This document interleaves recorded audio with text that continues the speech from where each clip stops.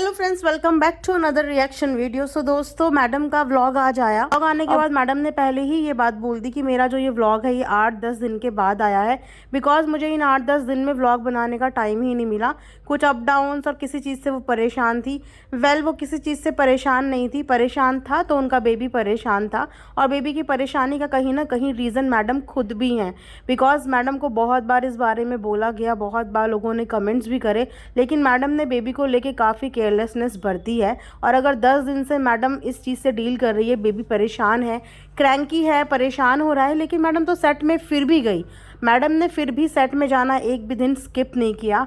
और आप चाहे कितना भी कोशिश कर ले आउटडोर हाइजीन मेंटेन करने की, बट आप एक बच्चे की हाइजीन आउटडोर मेंटेन नहीं कर सकते। और एक माँ अपने बच्चे को सबसे बेटर जानती है कि मेरा बच्चा कितना सेंसिटिव है या कितना स्ट्रॉन्ग है। और हर छोटा बच्चा जो होता है ना, उसकी इम्यूनिटी वीक ही होती है, इसीलिए बच्चों को आउटडोर ले जाने के लिए मना किया जाता है। लेकिन मैडम अपने छोटे से बच्चे को लेके हर बार शूट पे, सेट पे पहुंच जाती है, जहाँ पे मैडम काफ़ी घंटे बिताती है। तो जाहिर सी बात है कि अगर बच्चे की स्किन सेंसिटिव है और उसको परेशानियां होनी थी, और टीदिंग एक ऐसा प्रोसेस होता है जिसमें बच्चा बार बार अपना जो हाथ है वो मुंह में डालता ही है। वैसे पहले के ज़माने में ये मिथ होता था कि टीदिंग के टाइम पे बच्चों का स्टमक अपसेट हो जाता है, लेकिन अगर आज आप अपने पीडियाट्रिशियन से बात करेंगे, मेडिकल टर्म में इसे जानने की कोशिश करेंगे ना कि पहले के लोग ऐसा क्यों बोलते थे कि बच्चों की टीदिंग के टाइम उनका स्टमक अपसेट हो जाता है, जबकि टीदिंग का और स्टमक का कोई कनेक्शन ही नहीं है। तो आज आपके पीडियाट्रिशियन इस बात को बहुत अच्छे से आपको समझाएंगे कि वो इस रीज़न की वजह से होता है,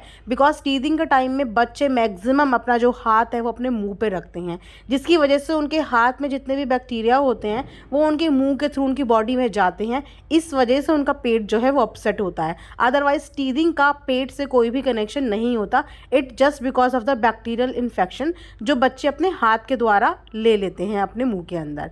तो ये रीजंस होते हैं। और अगर मैडम के बेबी को टीदिंग में इतनी प्रॉब्लम हो रही है कि मैडम को उसको कॉलपोल तक देनी पड़ रही है, वैसे मैंने ऐसा कभी एक्सपीरियंस नहीं किया। मैडम ने ये बताया कि मैडम अपने बेबी को जो है वो कॉलपोल दे रही हैं। अगर कॉलपोल दे रही हैं तो दैट मीन्स कि कॉलपोल फीवर के लिए भी यूज़ होता है और कॉलपोल एज अ पेन किलर भी यूज़ होता है। और अगर मैडम के बेबी की टीदिंग में इतना प्रॉब्लम हो रहा है तो मुझे ऐसा लगता है कि एलोपैथिक से ज़्यादा हमें होम्योपैथिक यानी कि होम रेमेडीज़ पे जाना चाहिए, और बेबी को इतनी ज़्यादा मेडिसिन नहीं देनी चाहिए। कुछ चीज़ें नेचुरल प्रोसेस होती हैं और वही चीज़ें बच्चों को आगे चल के थोड़ा सा स्ट्रॉन्ग बनाती हैं।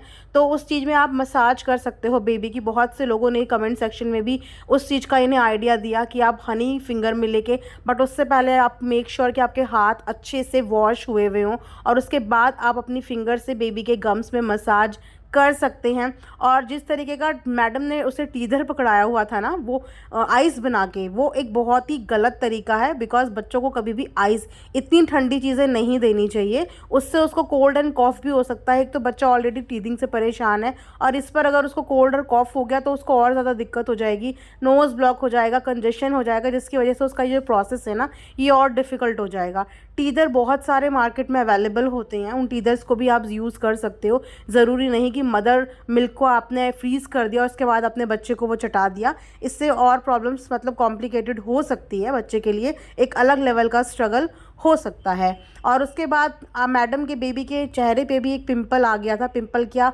उनको एलर्जी एक्चुअली हो गई थी, जिसके बारे में मैडम ने पहले भी बताया है कि उसको रैशेज़ आ जाते हैं। तो दैट सिंपली मीन्स कि मैडम का बेबी की जो स्किन है वो सेंसिटिव स्किन है, और सेंसिटिव स्किन में एलर्जीज़ का मेन रीज़न होता है डस्ट या किसी भी डस्टी एरिया के कॉन्टैक्ट में आना, जिसपे मैडम उसको बार बार शूट में ले जाती है। और आपने देखा होगा, without any cap, without any socks and without any mittens, body, अधिकतर पार्ट्स बॉडी के ओपन होते हैं जो डस्ट के कांटेक्ट में आते हैं, वायरसेस, एलर्जीज़ और बैक्टीरिया के कांटेक्ट में आते हैं, जो बच्चों को हो ही गई नॉर्मली, बिकॉज बच्चों की इम्यूनिटी बहुत वीक होती है। तो अगर बेबी इन प्रॉब्लम से डील कर रहा है तो उसमें मैडम की भी तो कहीं ना कहीं गलती है ना। और उसके बाद जाहिर सी बात है कि जब बच्चे को किसी भी चीज़ में डिस्कम्फर्ट होता है तो माँ सबसे ज़्यादा परेशान होती है, और माँ की नींदें, चैर, मतलब सब उड़ जाता है वहाँ पे, बिकॉज नहीं देख सकती।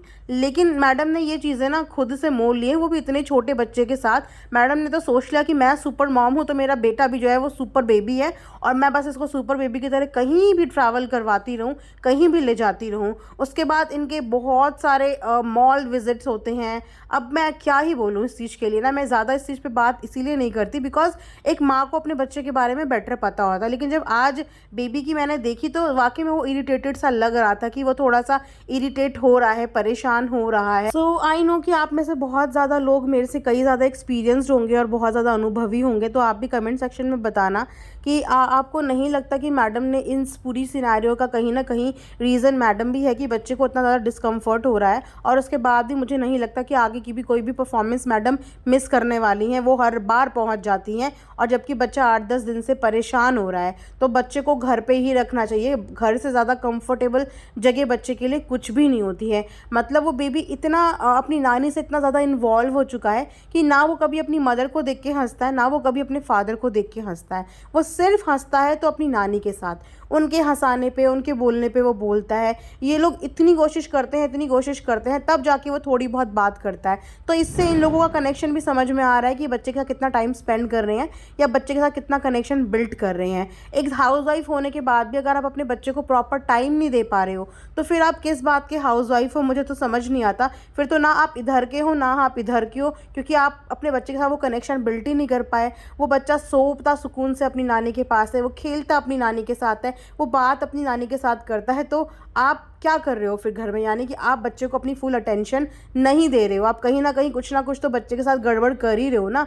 तो ऐसा नहीं होना चाहिए। देखो, बच्चे के साथ मदर का कनेक्शन, मदर का बॉन्ड जो है वो बहुत ज़रूरी होता है, और ये बॉन्ड हमेशा ना बचपन में ही क्रिएट किया जाता है, वरना बच्चों का जो प्यार होता है ना वो डिवाइड हो जाता है, और उसके बाद पेरेंट्स को इस चीज़ के कॉम्प्लिकेशंस भी भुगतने पड़ते हैं। मैं ये नहीं कहती कि ग्रैंड पेरेंट्स के साथ बच्चों को प्यार नहीं होना चाहिए, बिल्कुल होना चाहिए, लेकिन अपने पेरेंट्स, अपने मदर और फादर के साथ भी इक्वल इक्वेशन और कनेक्शन बच्चों का बचपन से ही डेवलप हो जाना चाहिए, ताकि कभी नानी को वापस जाना पड़े तो वो बच्चा अकेला फील ना करे, लोनली फील ना करे, बिकॉज उसको नानी की आदत पड़ जाएगी, उसको एडिक्शन हो जाएगा नानी का, उनकी गोदी का, उनके एहसास का। तो वो चीज़ कभी भी नहीं करनी चाहिए कि बच्चा किसी एक के प्यार के ऊपर इतना डिवोट हो जाए कि फिर उसके जाने के बाद बच्चा कुछ टाइम तक क्रैंकी रहे या परेशान रहे।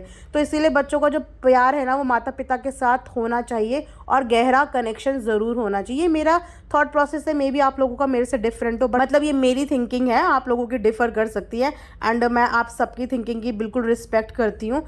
तो इसके बाद हम लोग बात करते हैं वही मैडम की तेलम तेल वाली सामग्री का। मुझे तो समझ में नहीं आता कि ये लोग बोलते हैं हम डाइटिंग पे हैं, हम एक्सरसाइज कर रहे हैं, हम अब वेट लूज़ कर रहे हैं, कि कौन सी एक्सरसाइज और कौन सा वेट लूज़ इन लोगों का होता है कि ये लोग भर भर के तेल की चीज़ें खाते हैं। मतलब ऐसी कोई रेसिपी इनके घर पे बनती है जो डीप फ्राई ना हो?